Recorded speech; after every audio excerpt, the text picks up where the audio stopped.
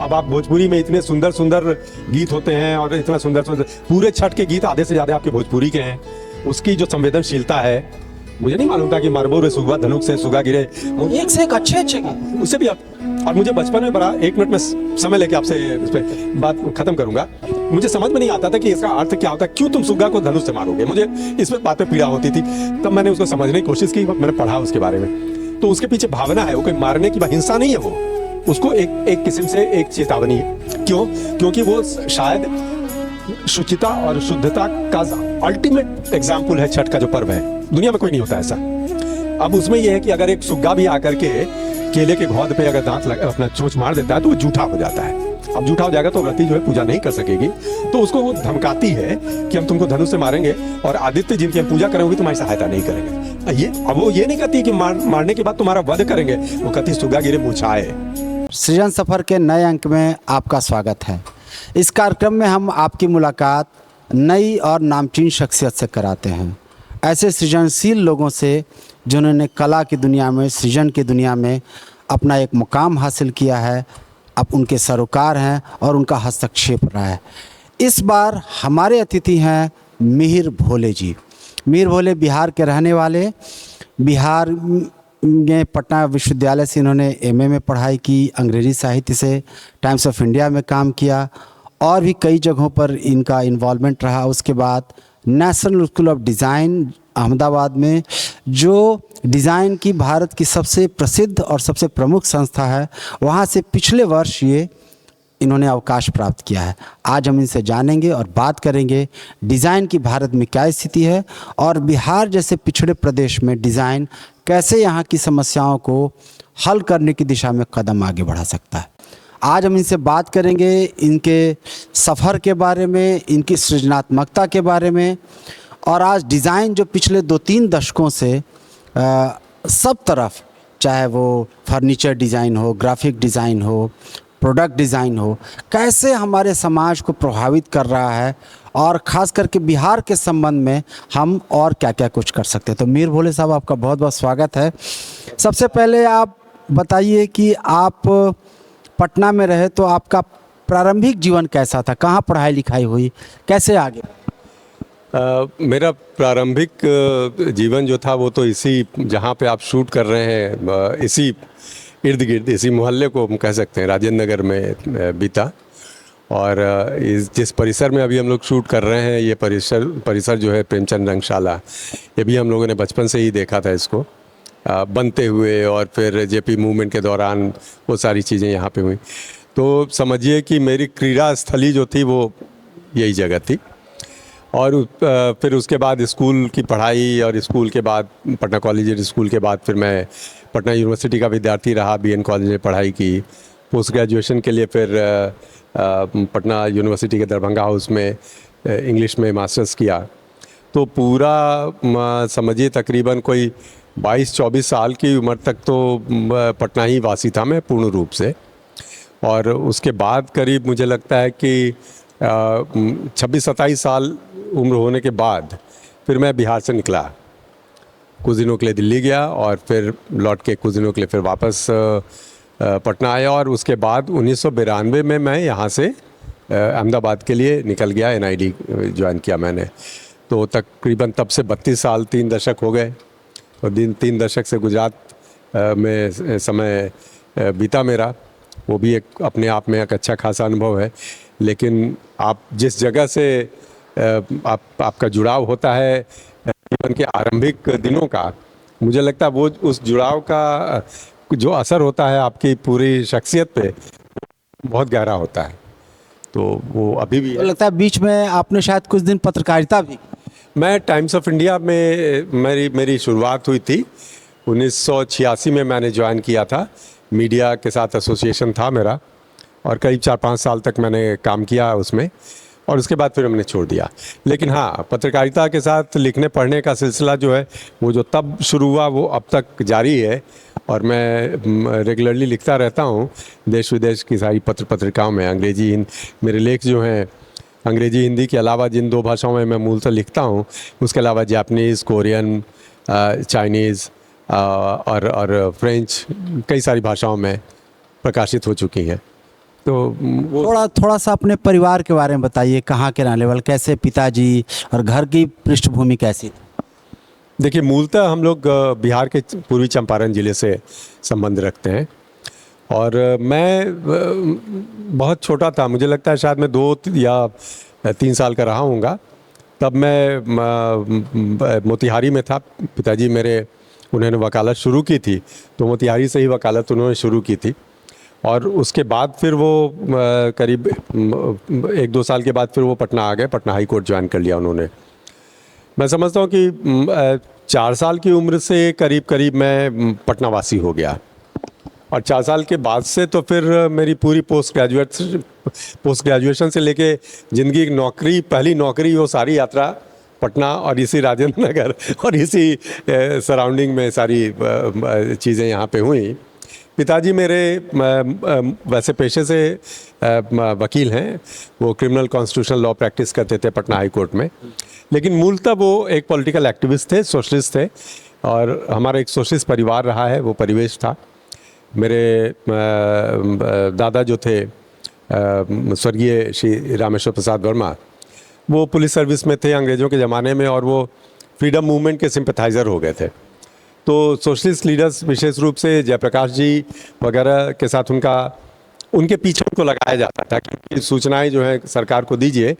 और चूंकि वो फ्रीडम मूवमेंट के साथ उनका जुड़ाव हो गया था, तो बजाय वो करने के सरकार की सूचनाएं उनको बता देते थे कि आपको यहाँ अरेस्ट किया जाएगा, आप लोग यहाँ से निकल जाइए वगैरह वगैरह। तो उनकी मदद किया करते थे, और ये शक उन पे होने लगा था सरकार का। तो और एक बार जेपी यहाँ से बॉम्बे गए, और बॉम्बे इनको फिर भेजा गया कि उनको वहाँ से उनको पता करना है और अरेस्ट करना है।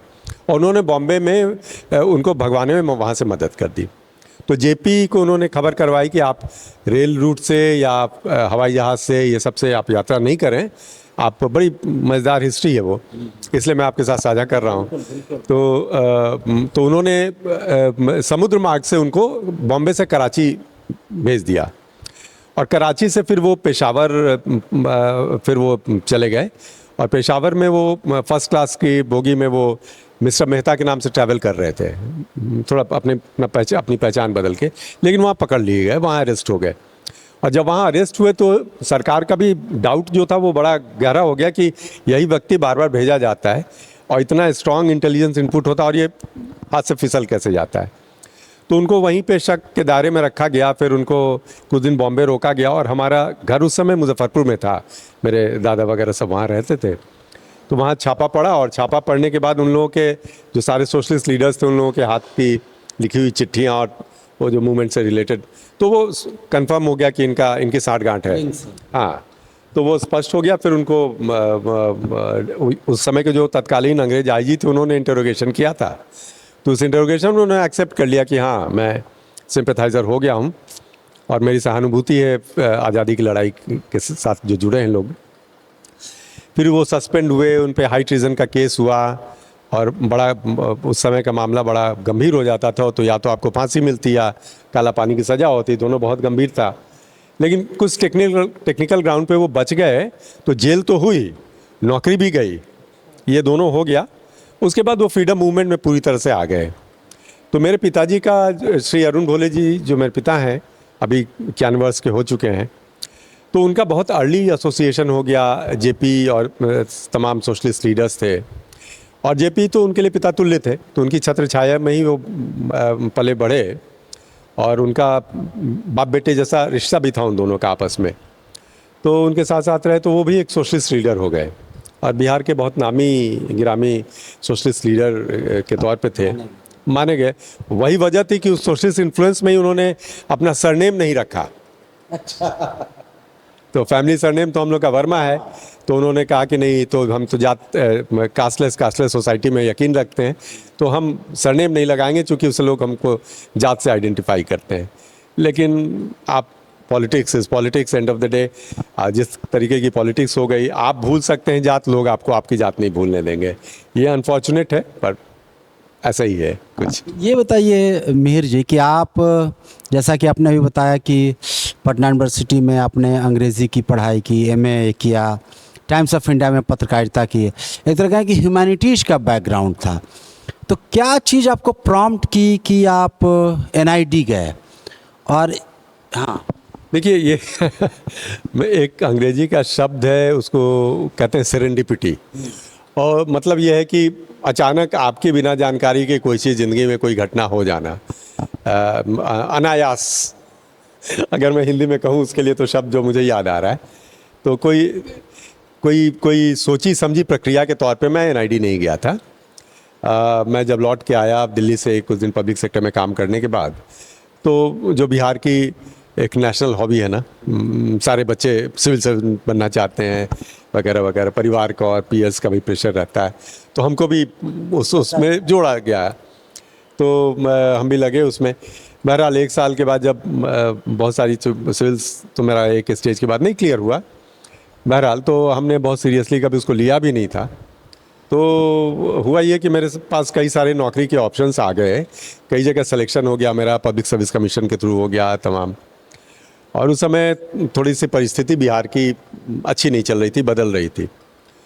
और चूँकि मेरे पिताजी एक पॉलिटिकल एक्टिविस्ट थे, तो वो थोड़ा सेंस कर रहे थे कि यहाँ परिस्थिति अच्छी नहीं रहेगी आने वाले दिनों में।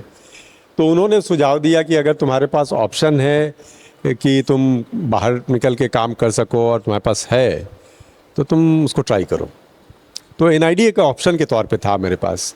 मैं सही मायने में बहुत कम जानता था एनआईडी के बारे में, और जब मैं एनआईडी पहुंचा टेस्ट और इंटरव्यू ये सारी चीज़ें देने के लिए, सिलेक्शन के लिए, तो एकदम बिल्कुल एक नई दुनिया थी मेरे लिए वो। और उसको एक जो अंग्रेजी में एक बड़ी इंटरेस्टिंग कहानी है, एलिस इन द वंडरलैंड, तो वो मैं भी वो एलिस हो गया था वंडरलैंड में, कि हर जगह क्रिएटिविटी को हमने थिएटिकली पढ़ा था लिटरेचर में, तो पोइट्री में हम लोग क्रिएटिविटी देखते थे, नॉवल में क्रिएटिविटी देखते थे वगैरह वगैरह, ड्रामा में देखते थे। अब यहाँ हमने सृजनात्मकता को, क्रिएटिविटी को पनपते देखा, मैंने स्टूडियोज़ में उसको बनते देखा, मैंने उसको ग्राफिक में देखा, एनिमेशन में देखा, प्रोडक्ट डेवलपमेंट में देखा, और टेक्सटाइल में देखा, अपैरल में देखा। तो मुझे लगा कि ये जो है क्रिएटिविटी का एक बिल्कुल नया आयाम है, जिसमें आप लर्निंग बाय डूइंग का एक प्रोसेस है कि आप काम करते हैं, सही करते हैं, गलत से फिर सीखते हैं, फिर करते हुए सीखते हैं, लर्निंग बाय डूइंग जो है। तो ये एक बिल्कुल अनोखा एक्सपीरियंस था, और जितना आप उसको देखते गए, समझते गए, उतना उसमें रमते गए, और फिर उसके बाद कभी इच्छा नहीं हुई इस माहौल से बाहर निकलने की। एक तो ये डिज़ाइन के बारे में इस तरह का एक प्रचलित समझ है कि थोड़ी तकनीकी किस्म की चीज़ है, टेक्निकल है। आप एक कहें कि एक नागरिक शास्त्र वाली दुनिया से, ह्यूमैनिटीज़ के विषय से गए, तो कभी आपको असंगति नहीं लगी? मुझे लगता है कि आप शायद मेरे इतने दिनों के जीवन में पहले व्यक्ति हैं जिन्होंने डिज़ाइन को for the first time technical बताया है, वरना आमतौर पे लोग कहते हैं कि ये कला और फाइन आर्ट का एक एक्सटेंशन है। तो देखिए, डिज़ाइन वास्तव में एक इंटरडिसिप्लिनरी अप्रोच है। वो न पूरी तरीके से आप उसको कला कह सकते हैं, न पूरी तरीके से टेक्नोलॉजी कह सकते हैं। तो ये जब टेक्नोलॉजी की बात आती है तो हम कहते हैं कि ये टेक्नोलॉजी को ह्यूमनाइज करता है, यानी कि आपने तकनीक विकसित कर ली, लेकिन उस तकनीक का प्रयोग जो है कोई व्यक्ति करने वाला है। तो उस तकनीक को ऐसे प्रोडक्ट्स में कैसे परिवर्तित करें ताकि एक आम आदमी उसका इस्तेमाल कर सके, प्रयोग कर सके। तो डिज़ाइन तकनीकी दृष्टि से वो है, वो फिज़िक्स की थ्योरी और ये सारी ले करके, या केमिस्ट्री के फार्मूलाज को लेकर के कोई चीज़ बनाने की का तरीका नहीं है। तो उसमें जो हम तकनीक की बात करते हैं वो वहीं तक है जब तक कि तकनीक एक ऑलरेडी स्थापित हो चुकी है, और उस तकनीक का प्रयोग आप करते हैं, इस्तेमाल करते हैं, चाहे फिल्म मेकिंग के लिए कर रहे हैं, आप साउंड डिज़ाइन के लिए कर रहे हैं, रिकॉर्डिंग के लिए कर रहे हैं, प्रोडक्ट डेवलपमेंट के लिए कर रहे हैं, ऑटोमोबाइल डिज़ाइन के लिए कर रहे हैं, और आज के समय में तो कंप्लीट एक डिजिटल दुनिया है। तो जो ये पूरा डिजिटल इंटरफेस की जो बात चल रही है, ये सारी चीज़ें डिज़ाइन हो रही हैं। तो तकनीक भी उसका एक पार्ट है, एस्थेटिक्स भी उसका एक पार्ट है, लेकिन ये वास्तव में डिज़ाइन, तकनीक, aesthetics, problem solving, social sciences, humanity, ये सारी चीज़ें एक ऐसे प्लेटफॉर्म पे आके मिल जाती हैं, और जब वो वहाँ पे जब मिलती हैं तभी डिज़ाइन का निर्माण होता है। जैसे आपने एक जगह कहा भी है कि हमें डिज़ाइन लेड क्रिएटिव इंडस्ट्री की ज़रूरत है। इस बात को हम चाहते हैं कि थोड़ा और एक्सप्लेन करें, थोड़ा समझाएं दर्शकों को कि इससे क्या मतलब समझाएं। देखिए, जो क्रिएटिव इंडस्ट्री है हमारी, अब जैसे आमतौर पे जैसे हम क्रिएटिव इंडस्ट्री की बात करते हैं तो फिल्म एक आ जाता है, एनिमेशन आ जाता है, लेकिन उसके अलावा भी है। क्रिएटिव में तो बहुत सारे एनिमेशन भी आ गया। क्रिएटिव इंडस्ट्री के अंदर डिज़ाइन अपने आप में एक क्रिएटिव इंडस्ट्री का पार्ट है। तो उसमें आपका क्राफ्ट का भी सेक्टर है। ये सारी चीज़ें जहाँ भी व्यक्ति की संवेदना, उसकी संवेदनशीलता, उसकी सृजनात्मकता, उसकी समस्याओं को समझने की जो परख है, ये सारी चीज़ें जब एक जगह पे मिल जाती हैं तो ये एक अलग सा माहौल उसका निर्माण होता है। तो मुझे लगता है कि डिज़ाइन की क्रिएटिविटी उसी दिशा की में एक प्रयास है, उस तरफ जहाँ पे आप तकनीक को भी समझते हैं, जहाँ आप समाज को भी समझते हैं, आप मानवीय मूल्यों को भी समझते हैं, आप पर्यावरण के विषयों को समझते हैं और एक संवेदनशील हृदय रख के इन चीज़ों को समझते हैं। तो इसलिए जो डिज़ाइन में उसके लिए एक शब्द हम इस्तेमाल करते हैं, वो शब्द है एम्पैथी। तो एम्पैथी इज़ नॉट सिंपैथी, उसमें आप सिंपैथाइज नहीं करते हैं। सिंपैथी का मतलब होता है, हाँ, सिंपैथी का मतलब है सहानुभूति, और एम्पैथी का मतलब होता है हिंदी में समानुभूति। यानी आपकी और हमारी अनुभूति एक समस्या के बारे में एक जैसी है। तो ये परिस्थिति जो है, ये जो अंडरस्टैंडिंग है, ये डिज़ाइन के लिए मूल में यही है। तो डिज़ाइन का मूल मंत्र जो है एम्पैथी है, क्योंकि वो ह्यूमन ड्रिवन सॉल्यूशंस की बात करता है, ह्यूमन सेंट्रिक सॉल्यूशंस की बात करता है, जिसमें कहीं भी मानवीय मूल्य, मानवीय संवेदनशीलता, मानवीय संस्कार, मानवीय सरोकार, इनको छोड़ के बात नहीं हो सकती है। तो डिज़ाइन अगर सिर्फ आप टेक्नोलॉजी को कहेंगे तो टेक्नोलॉजी सिर्फ एक मशीन दे देगा आपको, लेकिन मशीन को हृदय देने का काम वो डिज़ाइन ही करता है। ये एक जगह आपने लिखा है कि ये डिज़ाइन जो है एक तरह से समस्याओं के हल की तरफ, प्रॉब्लम सॉल्विंग, इस बात का क्या मतलब?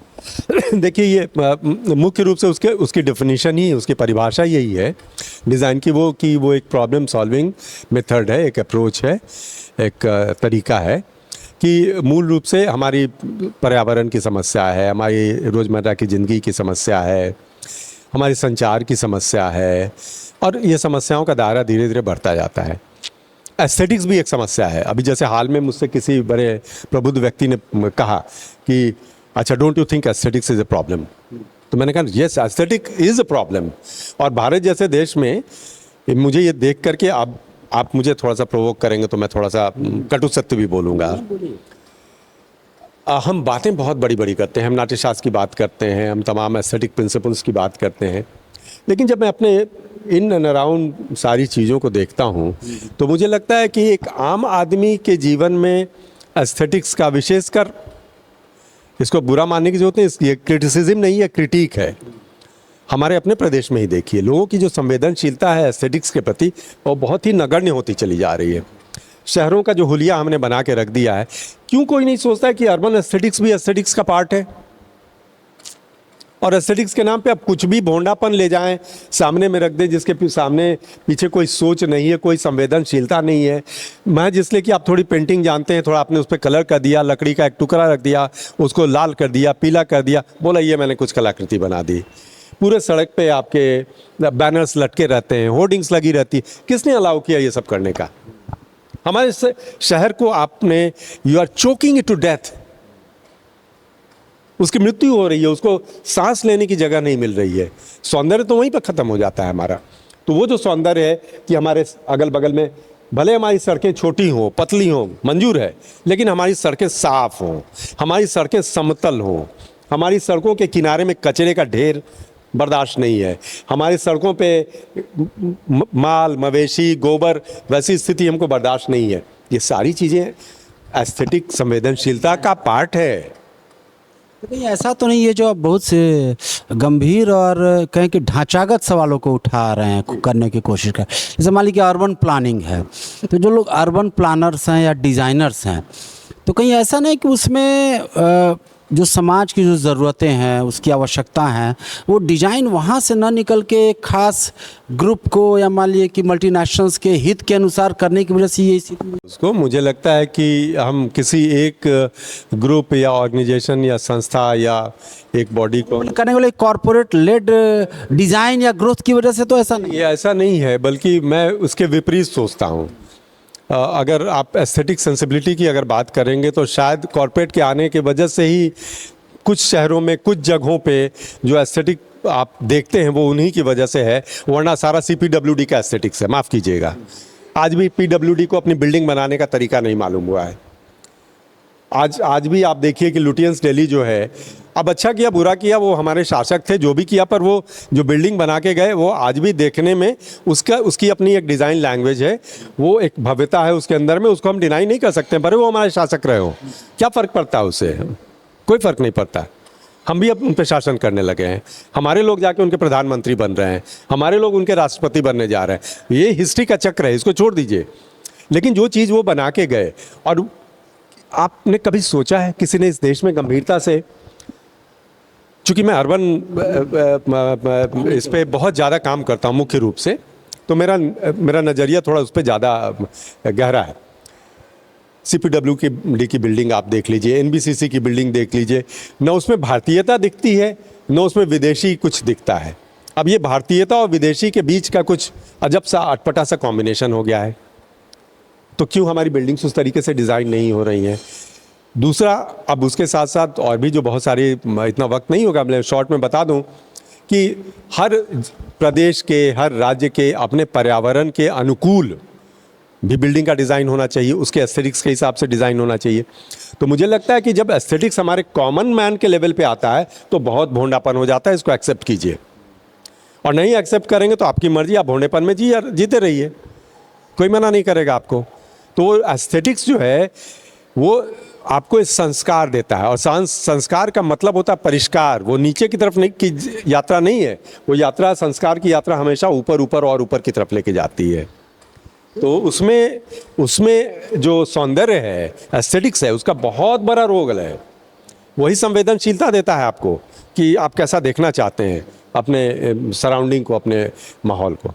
अभी मीर जी थोड़ा सा ये जानना चाहेंगे, हम लोग इस विषय पर थोड़ी और बात करेंगे कि कैसे जो आपने बताया ना कि वो डिज़ाइन है अंग्रेज़ों का, मान लीजिए इम्पीरियल वो रूलिंग था तो उसको डिज़ाइन में वो वैभव दिखना चाहिए, एक विशालता दिखनी चाहिए, उस पर बात करेंगे। अभी थोड़ा ये जानना चाहेंगे, आप जब गए, इसमें दो हम चाहेंगे कि पहलू पर, जब आप गए तो भारत की अर्थव्यवस्था खुल रही थी, ग्लोबलाइजेशन, प्राइवेटाइजेशन की दुनिया आ रही थी, सोवियत संघ का अस्तित्व खत्म हो गया था, तो लगभग 30 साल आप इधर रहे, और नेशनल स्कूल ऑफ डिज़ाइन जैसा कि हम जानते हैं कि 1961 में स्थापित हुआ, तो 30 साल उसके गुजर गए। तो ये 60 साल का जो वक्फा है, आप ठीक बीचों बीच पहुँचे।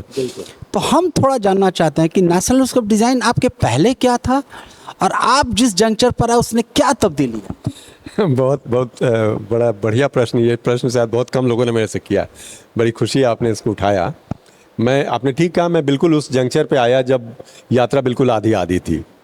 तो अब वो 60 से लेकर के और 2061 से 2024, तो ये करीब 64 साल की यात्रा, और मैं 32 साल उसमें मैंने बिताए। तो निश्चित रूप से मैंने बिल्कुल उसके अभी तक के आधे जीवन की जो बीचों बीच में खड़ा था। मैं इधर भी देख रहा था, उधर भी देख रहा था, पहले के बारे में पढ़ के, देख के सुना था, और बाद की यात्रा मेरी सह यात्रा थी उसके साथ, तो मैं चलता रहा।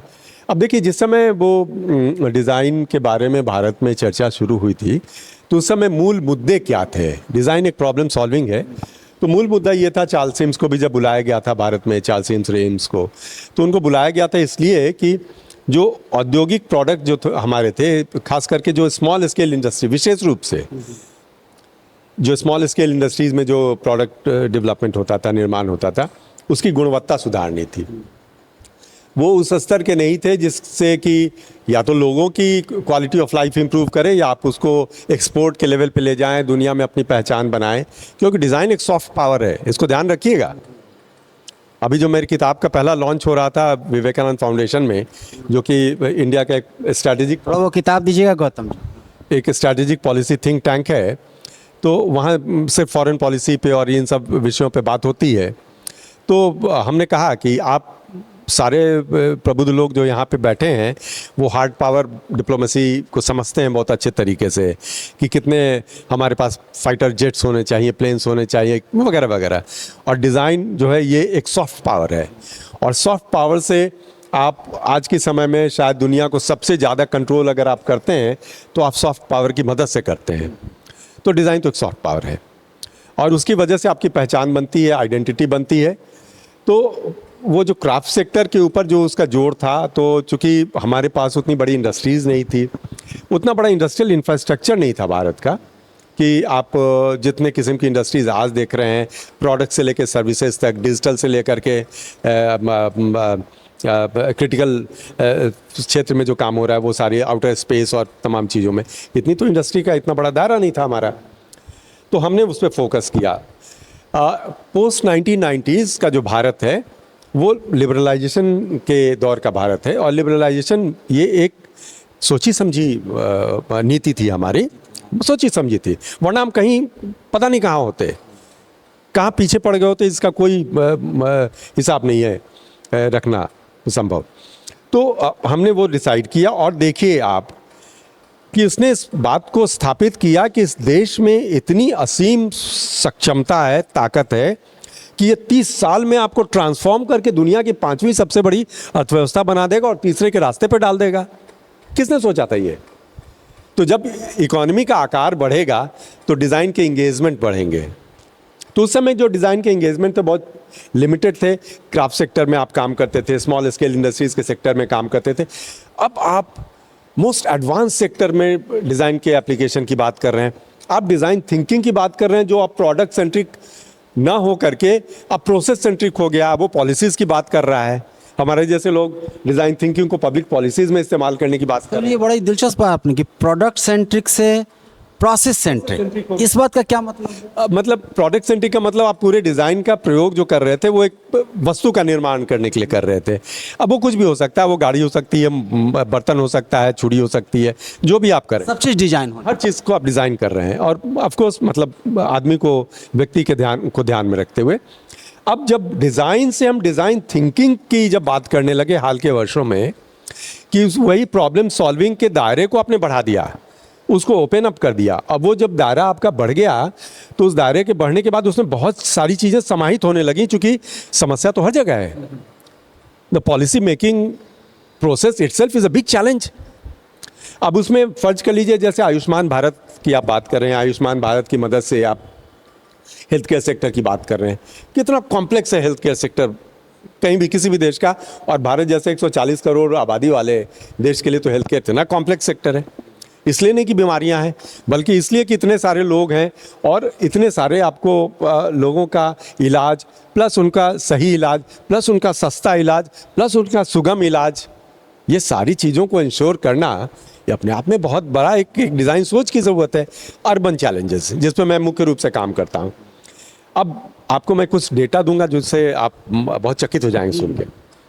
देखिए 1947 में जब भारत आज़ाद, ये सारी डिज़ाइन थिंकिंग का पार्ट है, आप इसको डिज़ाइन से अलग होकर मत देखिएगा। 1947 में जब भारत की आज़ादी हुई थी तो भारत की आबादी करीब 35-38 करोड़ के आसपास थी, पूरे भारत की आबादी, शहर गाँव दोनों को मिला करके। आज 2024 में जब हम आप बात कर रहे हैं तो सिर्फ भारत के शहरों की आबादी 40 करोड़ के आसपास हो गई, यानी कि पूरे आज़ादी के समय का भारत अब पूरे शहरों का भारत हो गया, अब ग्रामीण शहरी भारत हो गया। 33% आबादी जो है वो शहरी हो गई। जिस रफ्तार से वो बढ़ रही है, करीब 2.5% उसका एनुअल रेट ऑफ ग्रोथ उसका जो है भारत का में अर्बनाइजेशन का, बहुत जल्दी हम लोग 2030 तक, जहाँ तक मुझे ख्याल आ रहा है 2030 तक हम 50% अर्बनाइज हो जाएंगे। तो 50% ऑफ 140 आज है, उस समय 2030 में वो और बढ़ के आंकड़ा ऊपर जाएगा, हो सकता है 150 करोड़ आबादी का 50%, यानी कि 75 करोड़ 80 करोड़ अर्बन पॉपुलेशन। अब उसकी जो ज़रूरतें हैं, और अर्बन पॉपुलेशन का मतलब है वो कंसंट्रेटेड पॉपुलेशन है, एक जगह पे इकट्ठी पॉपुलेशन है। एक खास इलाके में 1 किलोमीटर में 5000 लोग रहते हैं तो अर्बनाइज होता है भारत के डेफिनेशन के हिसाब से। तो आप समझिए कि कितनी बड़ी समस्या है। आपको पानी देना है, सफाई देना है, बिजली देना है, मोबिलिटी देना है, सिक्योरिटी देना है, हेल्थ केयर देना है, स्कूल्स देने हैं, सड़कें देनी है, फ्लाईओवर्स देने हैं। आप इमेजिन कीजिए कि आपको किस लेवल के डिज़ाइन थिंकिंग की ज़रूरत है ताकि इन सारे कॉम्प्लेक्सिटीज़ को आप सॉल्व कर ले सकें और एक आम शहरी का जीवन जो है वह सुखद कर सकें। तो डिज़ाइन थिंकिंग का वास्तव में आज के समय में जो प्रयोग है वो चार्ल्स सिम्स के एरा से, जो आपने शुरुआती दौर में कहा, जब वो प्रोडक्ट सेंट्रिक से अब प्रोसेस सेंट्रिक हो गया, और प्रोसेस सेंट्रिक से अब वो समझिए कि वहाँ से जो जर्नी आगे की तरफ बढ़ रही है वो सर्विस डिलीवरी की बात कर रही है, इन सब चीज़ों की बात कर रही, तो एक नई दुनिया। अभी आपने जो फोर्ड फाउंडेशन की सहायता से नेहरू ने एनआईडी के पहले जो अपने चार्ल्स और इसकी बात की, सिम्स की, तो उसने एक सिंबॉलिक भारत में डिज़ाइन के लिए लोटा को कहा। हम चाहेंगे कि इस पर आपकी टिप्पणी की, जैसे लोटा भारत की अपनी मिट्टी से, यहाँ के आबो हवा से एक निकली हुई चीज़, उसने कहा कि लोटा एक इतने पर्पस को सॉल्व करता है और इसका डिज़ाइन ऐसा, इसमें आप पानी पी सकते हैं, पूजा कर सकते हैं, रस्सी से बांध के बाल्टी का इस्तेमाल कर सकते हैं, तो एक मल्टीपर्पस काम कर सकते हैं। और ऐसा लगा कि बिहार की अपनी खुशबू है हिंदुस्तान की। क्या भारत में जो आगे जो डिज़ाइन की जो यात्रा हुई उसने उसको फॉलो किया या उस रास्ते को छोड़ दिया? नहीं, देखिए, मैं उससे थोड़ा अग्री भी करता हूँ, थोड़ा डिसएग्री भी करता हूँ। कभी कभी मुझे लगता है मैं थोड़ा क्रिटिकल भी हो रहा हूँ। मुझे लगता है कि जब कोई विदेशी व्यक्ति भारत की संस्कृति को समझने की कोशिश करता है तो उसको थोड़ा समय चाहिए। हम भी कहीं अगर अमेरिका जाके, इंग्लैंड जाके उनकी संस्कृति के ऊपर और सांस्कृतिक जो सिम्बॉल्स हैं, जो कल्चरल सिम्बॉल्स बोलते हैं, जिसकी अगर आप बात करें तो उसमें थोड़ी गहराई की ज़रूरत है। मुझे लगता है, शायद मेरा अपना मानना है, मैं गलत हो सकता हूँ, कि चार्ल्स सिम्स ने थोड़ी जल्दी कर दी। एक कल्चरल सिंबल को आइडेंटिफाई करने के लिए उसने लोटे को पहचान तो लिया और उसके मल्टी फंक्शंस को बता दिया, वो सब वहाँ तक ठीक है। लेकिन लोटे को जिस तरीके से वो डिस्क्राइब करने लगे कि आप उसको सर पे भी रख सकते हैं, कमर में रख सकते हैं, कमर पे दबा करके औरतें चलेंगी तो पानी कितना छलकेगा, वो लोटा नहीं होता, वो मटका होता है, वो घड़ा होता है। तो वो शायद वो लोटा, मटका, घड़ा, सारी चीज़ को मिला करके एक प्रोडक्ट का नाम उन्होंने लोटा दे दिया, जो कि थोड़ा सा मुझे वहाँ पे उससे परहेज है। बहरहाल, दूसरी चीज़ ये हुई कि शायद हम इससे बेहतर मिसालें भी दे सकते थे। डिज़ाइन की इससे बेहतर मिसाल हमारे आर्किटेक्चर में थी, हमारे ट्रेडिशनल आर्किटेक्चर में थी, हमारे टेम्पल आर्किटेक्चर में थी, हमारे जो पानी को स्टोर करने की जो, अब चूँकि देसी पद्धति बिहार में नहीं है वो, चूँकि हमारे यहाँ बहुत, बिहार यूपी में नहीं है, एबंडेंस है वाटर का। लेकिन अगर आप जैसे बिहार छोड़ करके आप थोड़ा सा सूखे सूखे राजस्थान आप जाएं, गुजरात जाएं, तो आपको पता चलेगा, दिल्ली जाएं तो वहाँ पे जो है वो पानी का स्टोरेज का एक वाव बोलते हैं गुजरात में, अडालजनी वाव करके, नी मतलब गुजराती में का होता है, अडालज की वाव। और वाव जो होता है वहाँ पानी को जमा किया जाता है, पानी को स्टोर करने का, और वो बहुत सुंदर आर्किटेक्चर और बहुत साइंटिफिक है। साइंटिफिक ऐसे है कि पानी धीरे धीरे ऊपर से जो बारिश का पानी होगा नीचे आएगा, और सीढ़ियाँ हैं, तो जैसे जैसे पानी नीचे जाएगा आप सीढ़ी से नीचे उतरते जाएंगे और पानी वहाँ से लेते जाएंगे, और जैसे जैसे पानी ऊपर आएगा तो बिल्कुल वो समझिए 2 मंजिल जितना भी ऊंचा होता है और उस वहाँ तक। तो मुझे लगता है कि बहुत सारे एग्जाम्पल्स थे, पर शायद ये आपको हो सकता है। लेकिन इसी में मिहिर जी ये भी हम जानना चाहेंगे, जैसे भारत ने अमेरिकन एक्सपर्ट्स को बुलाया, बाद में भी जो डिज़ाइन की दुनिया में, जैसे मान लीजिए कि पुपुल जय कर रहे हैं या हकूशा रहे या राजीव सेठी, सब की अगर हम पढ़ाई देखते हैं अमेरिकन इंस्टीट्यूशंस में है या अमेरिकन इंडस्ट्रियल, तो क्या भारत जो मूलतः एग्रेरियन सोसाइटी था और इनकी जो पढ़ाई, जो प्रशिक्षण प्राप्त किया एक औद्योगिक व्यवस्था की था, यहाँ ये लोग आए तो मूलतः हैंडीक्राफ्ट में काम किया है। बिहार में आए पुपुल जयकर ने तो एक मधुबनी पेंटिंग, तो क्या ये एक असंगति थी? इनको जो ट्रेनिंग हुई भारतीय लोगों की इंग्लैंड या अमेरिका या फ्रांस, जो एक औद्योगिक देश था, और ये मूलतः एक खेतीहर समाज था, इसमें डिज़ाइन की ज़रूरतें, क्या कि असंगति थी उसमें, डिस्क्रिपेंसी आपको लगता है? क्या कि बहुत सोचने की, विचार करने की ज़रूरत है, क्योंकि इतना गहरा ये प्रश्न है अपने आप में, कि जो जिनको हम मानते हैं कि ये आइकन्स ऑफ इंडियन डिज़ाइन थे, आपने पुपुल जी का नाम लिया और तमाम लोगों का, हाल के समय में राजीव भी काम कर रहे हैं, क्राफ्ट में उन्होंने काफ़ी काम किया। पुपुल जाकर को हम बोलते थे ज़ारीना ऑफ क्राफ्ट, वो कहते थे, हमारे यहाँ काफ़ी आती जाती थी और उनका तो कई कार्यक्रम उनके होते थे, हमारे गवर्निंग काउंसिल में भी थी शायद किसी वक्त में। देखिए हुआ क्या कि वेस्ट ने आपको एक ऑब्जेक्टिविटी का तरीका सिखाया, मैं उसको गलत नहीं मानता, वेस्ट का जो पूरा एक अप्रोच है किसी समस्या को देखने का, वो एक ऑब्जेक्टिविटी को दिखाता है और शायद साइंटिफिक मेथड उन्होंने इवॉल्व किया। बहुत सही आपने कहा, एक साइंटिफिक मेथड की वो बात करने लगे और साइंटिफिक मेथड इवॉल्व करके और तब समाधान की तरफ जाइए। भारत की जो आपने ज़रूरत के बारे में बताया, तो ये एक संवेदनशील मुल्क था ना, एक देश है। यहाँ संवेदनशीलता जो है वो भी उसकी आत्मा में बसती है।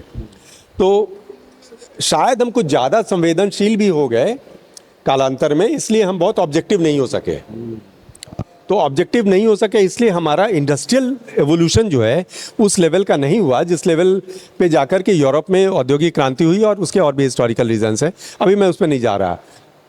लेकिन वो एक शुरुआती दौर था और उसमें कम से कम इन लोगों का योगदान महत्वपूर्ण इसलिए था कि ऐसे सेक्टर को जो क्राफ्ट और अदरवाइज जो नेग्लेक्ट हो जाते भारत में, जो नेग्लेक्टेड सेक्टर होते, तो क्राफ्ट और डिज़ाइन इन सारी चीज़ों को जोड़ करके कम से कम एक मेन लाइन डिस्कोर्स का हिस्सा बना दिया उन्होंने। तो डिस्कोर्स में तो आ गया। डिज़ाइन के बारे में बात करने, देखिए नीचे के तबके पे लोग बात करते हैं वो ज़िंदगी को जीते हैं, जब ऊपर के तबके पे लोग बात करते हैं तो वो समाज को इन्फ्लुएंस करते हैं। तो दे वर द इन्फ्लुएंसर्स। उन्होंने पॉलिसी को भी इन्फ्लुएंस किया, समाज को भी इन्फ्लुएंस किया और हमारे आपके जैसे लोगों को इंस्पायर किया। तो मुझे लगता है वो उनका रोल अपनी जगह बहुत सही था।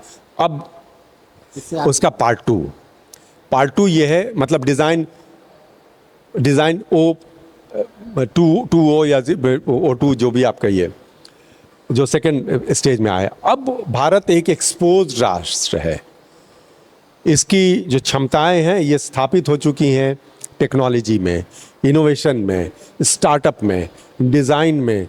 आप देखिए 22 साल 23 साल के बच्चे जिस किस्म का स्टार्टअप चला रहे हैं, जिस किस्म की दुनिया की बात कर रहे हैं। मैं तो देश विदेश जाता हूँ, करीब आधे से ज़्यादा यूरोप में घूम चुका हूँ, पढ़ा चुका हूँ, और मुझे लगता है कि जितनी क्षमता और जो एक स्पार्क और जो इग्निशन है हमारे बच्चों में, जो सही ढंग से जिनको ट्रेनिंग मिली है, अद्भुत है। उसमें एनआईडी का रोल बहुत बड़ा है। एनआईडी का भी रोल है और ऐसे बहुत सारे इंस्टीट्यूशंस हैं, तमाम कहीं से भी बच्चे आ रहे हैं, अलग अलग टेक्नोलॉजी पढ़ के आ रहे हैं, मैनेजमेंट पढ़ के आ रहे हैं, सोशल साइंस से बच्चे आ रहे हैं, सोशल साइंस से भी बच्चे आ रहे हैं, चूँकि इंटरडिसिप्लिनरी है ये, ह्यूमैनिटीज़ के बच्चे आ रहे हैं और वो प्रॉब्लम्स को जिस तरीके से देख रहे हैं और उसको सॉल्व करने की कोशिश कर रहे हैं। वेस्ट थोड़ा सैचुरेट कर चुका है, वेस्ट के पास अब सैचुरेशन का पॉइंट आ गया है। हमारे सामने इसलिए इतना वाइब्रेंस लगता है क्योंकि हमारी समस्याएं अभी भी बहुत जटिल हैं। तो जहाँ जहाँ समस्या होगी वहाँ अपॉर्चुनिटी होगी। तो आपदा में अपॉर्चुनिटी को ढूंढना, विपदा में संपन्नता को ढूंढना, ये प्रयास जब हम करेंगे तब हम आगे की तरफ बढ़ेंगे, वरना विपदा को विपदा मान के बैठेंगे। कल किसी ने मुझसे सवाल किया कि बिहार में विकास कैसे होगा, बाढ़ आ जाती है। तो मैंने कहा ये कन्वर्सेशन जो है ये आज 60 साल से बिहार में चल रहा है। कोसी का अभिशाप, अभिशप्त प्रदेश, फलाना ढिकाना। आपने कभी सोचा कि पानी वास्तव में एक बहुत बड़ा संसाधन है आपका? आपको शायद ये जान के ताज्जुब होगा कि चाइना तिब्बत के साइड से और उस साइड से जो हमारा नॉर्थ ईस्ट का एरिया है भारत में घुसना इसलिए चाह रहा है कि वो सिंधु नदी पे कब्जा करना चाह रहा है, और उससे जो पानी निकलता है उस पानी से वो अपनी सुपर कंडक्टर सेमीकंडक्टर की इंडस्ट्री को सर्व करना चाह रहा है। और सेमीकंडक्टर की इंडस्ट्री को सबसे ज़्यादा पानी और साफ़ पानी की ज़रूरत होती है। आप पानी पैदा तो कर नहीं सकते। अब हमारे पास इतने अबंडेंस में पानी है, तो जब हमारे यहाँ हम उसको सिर्फ चैनलाइज करके वाटर को रिसोर्स की तरह यूज़ करना शुरू करें कि हम उसके रिजर्वायर्स बनाएं, नदियों को कनेक्ट कर दें, सूखे के समय उस पानी को हम डाइवर्ट करें, खेती में प्रयोग करें, वाटर बेस्ड इंडस्ट्रीज़ खड़ी करें उसके अराउंड, इसी के आसपास डिज़ाइन करने की ज़रूरत। इसमें आपने बहुत अच्छी बात अपने बिहार के बारे में की। एक लगभग ये हो गया है कि भारत काफ़ी दिनों से अर्बनाइजेशन बाकी प्रदेशों के मुकाबले कम है। इंडस्ट्री उस सेंस में अब मैन्युफैक्चरिंग लगभग जो ब्रिक और मोटार इकोनॉमी कहते हैं वो लगभग नहीं आ रही है। आपने एक बीच में बड़ी अच्छी बात की, कल्चर एज सॉफ्ट पावर के। तो बिहार जो सांस्कृतिक रूप से इतना समृद्ध प्रदेश रहा है, क्या डिज़ाइन लेड क्रिएटिव इंडस्ट्री और जो ग्लोबल सॉफ्ट पावर कहता है ना कि डिज़ाइन हब इंडिया को बनाया जाए, उसमें बिहार की क्या भूमिका हो सकती है? जबकि हम जानते हैं कि नेशनल स्कूल ऑफ डिज़ाइन से पहले बिहार में 2-3 साल पहले यहाँ इंस्टीट्यूट ऑफ इंडस्ट्रियल डिज़ाइन, जो आज उपेंद्र महारथी, बिल्कुल। तो क्या उसकी संभावना? देखिए, मैं तो हमेशा मानता हूं कि संभावनाओं को देखने का हमारा नज़रिया थोड़ा हमको बदलना पड़ेगा, चाहे वो देश के बारे में बात करें और चाहे प्रदेश के बारे में बात करें, बिहार के बारे में बात करें। तो संभावनाओं को देखने का नज़रिया हमको बदलना पड़ेगा। और मैं एक बात जो हमारे आदरणीय प्रधानमंत्री जी बोलते हैं कि आप आपदा में अपॉर्चुनिटी ढूंढने की कोशिश, ये एक ताकत है। उन्होंने जो बात कही है वो भारत की जो आंतरिक ताकत है उसको उन्होंने रेखांकित किया है। बस मैं इतनी ही बात कहना चाहूँगा। तो जब जब चैलेंजेस आते हैं तब आपके सामने नई अपॉर्चुनिटीज़ खड़ी होती हैं। बिहार के सामने उसके बेतहाशा चैलेंजेस हैं, डेवलपमेंट के चैलेंजेस हैं, एजुकेशन के सिस्टम के लिए चैलेंजेस हैं, हमारी इंफ्रास्ट्रक्चर की स्थिति बहुत चरमराई हुई है। तो इससे हम इनकार नहीं कर सकते। अब इनकार करेंगे नहीं, हम बहुत अच्छे हैं, सारी चीज़ें अच्छी हैं, तो आप कुछ करेंगे नहीं। पहले तो आप ये एक्सेप्ट कीजिए कि गलतियाँ हैं। तो पहले तो डिज़ाइन का जो पहला प्रोसेस है उसको हम कहते हैं प्रॉब्लम आइडेंटिफिकेशन, और प्रॉब्लम आइडेंटिफिकेशन के बाद सेकंड स्टेज जो होता है प्रॉब्लम फिक्सेशन होता है। तो इसका मतलब कि पहले आपने प्रॉब्लम को समझने की कोशिश की, और दूसरा स्टेज है कि तब आप प्रश्न करते हैं कि ये प्रॉब्लम अगर है तो किस लिए है, और तभी डिज़ाइन का प्रोसेस आगे बढ़ता है। तो अगर हमको स्टेट को भी डिज़ाइन करना है, यानी कि इसको रीऑर्गेनाइज करना है, यहाँ की क्षमताओं को विकसित करना है, तो पहले हमको समझना पड़ेगा कि 1, 2, 3 रिसोर्स जिसका लेके हम दिन रात, माफ़ कीजिएगा मैं थोड़ा सा कड़वा शब्द इस्तेमाल कर रहा हूँ, कि ढोल पीटते रहते हैं, बिहार में ये है, बिहार में नहीं है। हमारी क्षमता है, जैसे दूसरे प्रदेशों की हमारी भी क्षमता है, अच्छी क्षमता है, लेकिन नई क्षमताओं को विकसित करने के लिए हमने किन परिस्थितियों का निर्माण किया, ये सोचना पड़ेगा। अब आप कहेंगे कि बच्चों में क्षमता है कि नहीं, मैं कहूँगा बिल्कुल क्षमता है, क्योंकि उनमें से कई बच्चों को हम भी पढ़ाते हैं। कई बच्चे हमारे IIT में जाते हैं, कई बच्चे IIMs में जाते हैं, छोटे छोटे परिवार से निकले हुए, तंगहाली से निकले हुए बच्चे। क्षमता तो है, लेकिन उसको शेप करने की ज़रूरत है। और यहाँ मान लीजिए कि बिहार में जो मतलब बड़ी समस्याएं हैं, बीमारी है, स्ट्रक्चरल समस्या है, क्या डिज़ाइन का जो नया आधुनिक जो तौर तरीका है उसमें क्या मदद कर सकता है, और एक सॉफ्ट पावर के बतौर बिहार आगे? ये मुझे लगता है ना कि इसमें सबसे बड़ी चीज़ ये है कि आपको स्टार्ट करना पड़ेगा कहीं पे पॉलिसी के लेवल पे, नीति के लेवल पे। आप कैसी नीतियों का निर्माण कर रहे हैं, इससे आपका भविष्य निर्भर करता है। एक बड़ी अच्छी अंग्रेजी में किसी ने एक लाइन कही है, वो कहता है कि the best way to predict, भविष्य क्या होगा इसका भविष्यवाणी नहीं की जा सकती है। फ्यूचर क्या होगा इसकी भविष्यवाणी करना बड़ा मुश्किल होता है, गलत होता है, क्योंकि आप ज़्यादातर वक्त में गलत साबित हो जाते हैं। तो क्या आप अपने आप को सही साबित कर सकते हैं फ्यूचर की भविष्यवाणी सही करने के लिए? तो बड़ी अच्छी बात किसी ने कही है कि the best way to predict your future is to design it. आपका फ्यूचर कैसा होगा, भविष्य कैसा होगा, अगर आपने आज से उसकी डिज़ाइन शुरू कर दी, तब आपको मालूम हो जाएगा कि हमारा फ्यूचर ऐसा ही होने वाला है। तो वो हमने किया नहीं, कई सालों के बाद छोड़ दिया उस प्रक्रिया को। अब हमको गलत ऐसे ही, अब उस बहस में जाने का कोई मतलब नहीं, निरर्थक बहस है, वो पॉलिटिकल हो जाता है, मीनिंगलेस हो जाता है, और रिजॉल्व कुछ नहीं होता। तो हम तो सिर्फ समस्याओं को रिजॉल्व करने की बात कर रहे हैं, और जब रिजॉल्व करने की बात है तो हम सिर्फ ये देख रहे हैं कि समस्याएं हैं, तो समस्याएं क्यों हैं, और समस्याओं के होने का कारण क्या है, और उन कारण का निवारण, अगर कारण है तो निवारण भी है। तो कैसे निवारण हम कर सकते हैं? तो एक स्ट्रक्चरल लेवल पे, पॉलिसी के लेवल पे कमिटमेंट की बड़ी कमी हो रही है, ये सभी चीज़ें हैं।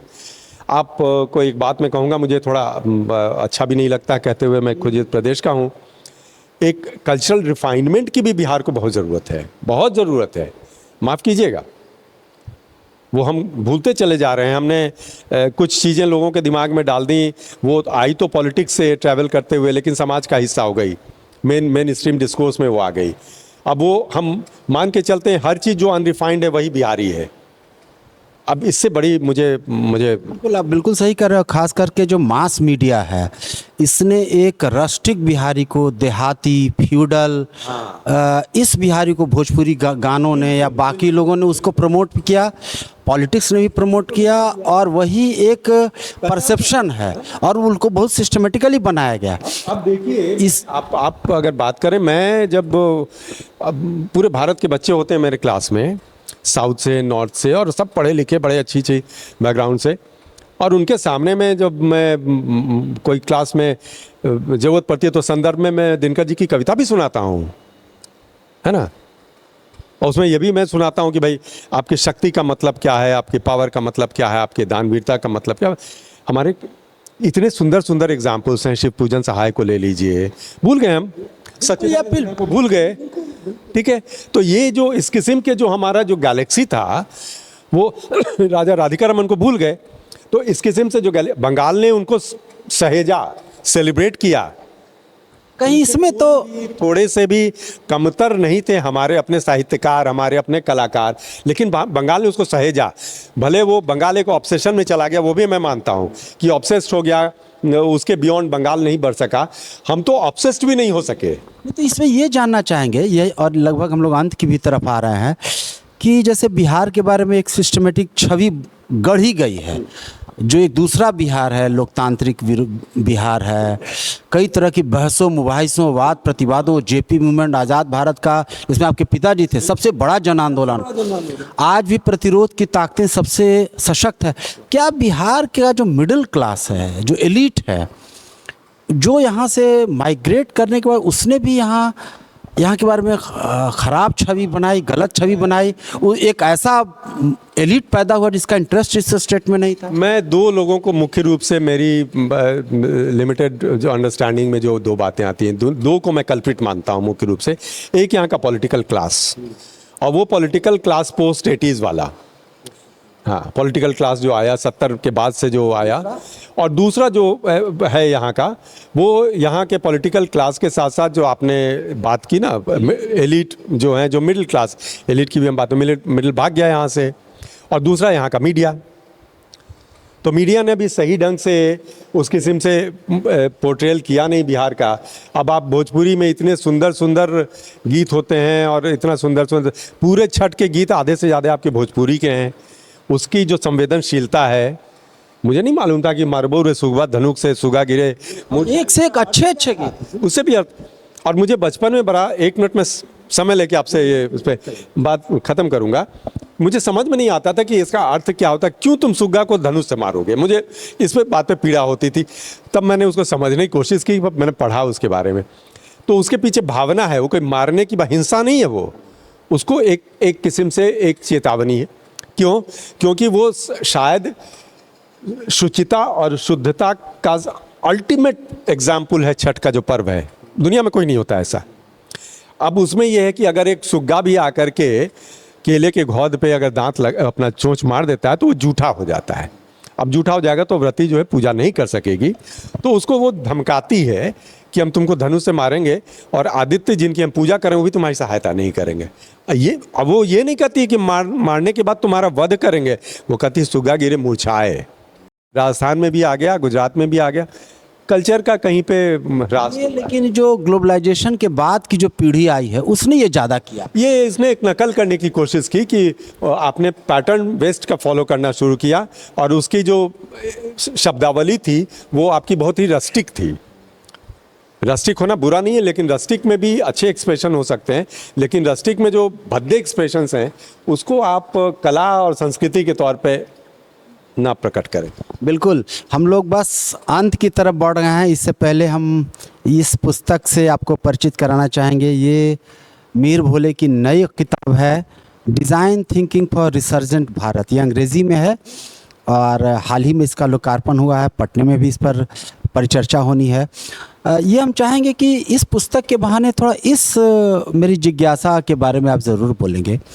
बीच में भी बातचीत हुई, जैसे भारत में एक से एक आइकॉनिक बिल्डिंग्स है, मान लीजिए ताजमहल है, लाल किला है, मुग़लों का स्थापत्य है, डिज़ाइन है, एक जो इम्पीरियल डिज़ाइन है जो अंग्रेज़ों के साथ आया। अब उनका चूँकि मकसद था भारत पर शासन करना, तो तो एक जो शासक का जो डिज़ाइन है में एक उसका वैभव, इसकी विशालता ऐसा डिज़ाइन करता है कि आप परे नहीं जा सकते, उसकी सत्ता को हिला नहीं सकते।